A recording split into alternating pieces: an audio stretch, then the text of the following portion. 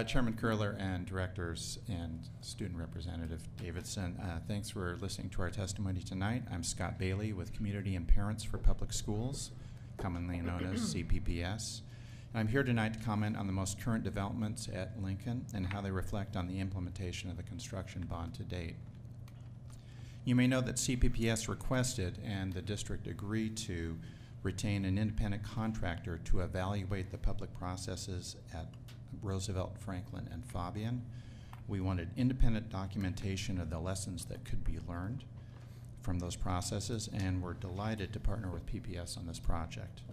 Unfortunately, while this audit is going on, and despite many public pronouncements from district staff about lessons learned, it seems the same mistakes are being made.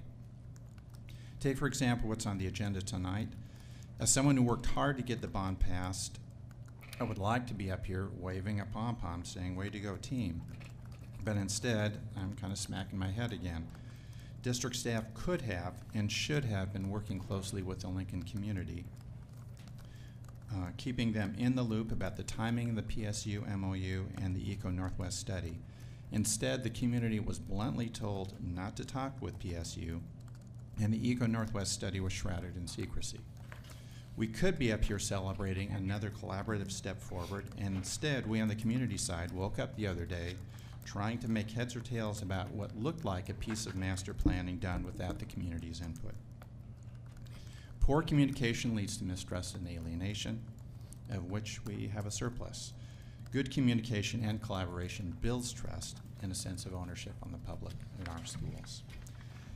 As a member of the grant community who applied to be on the Grant Design Advisory Group, I watched with some concern as the timeline for the announcement of the DAG went far over deadline, thus delaying the beginning of the master planning process several months, and likely putting a lot of pressure on the staff assigned to it and to DAG members of just get the job done with a reduced timeline. This is unfair to them and increases the risk of a subpar design. I was disappointed that while there were several DAG members who were listed under the neighborhood representation category, there were no representatives from neighborhood associations.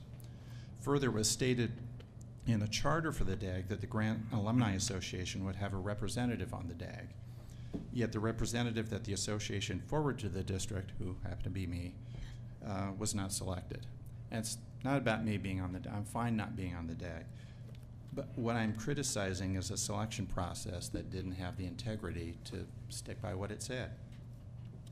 What all this points to is a continued lack of commitment on the part of the district to run good, efficient public engagement processes.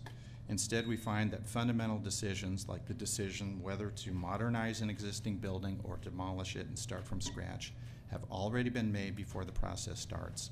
That basic principles of public engagement, which staff are well aware of, are all too often ignored. And in the case of school design, the planning process is so short that important options never make it on the table. We've seen how that played out at Roosevelt. Will the same play out at Grant? Thank you.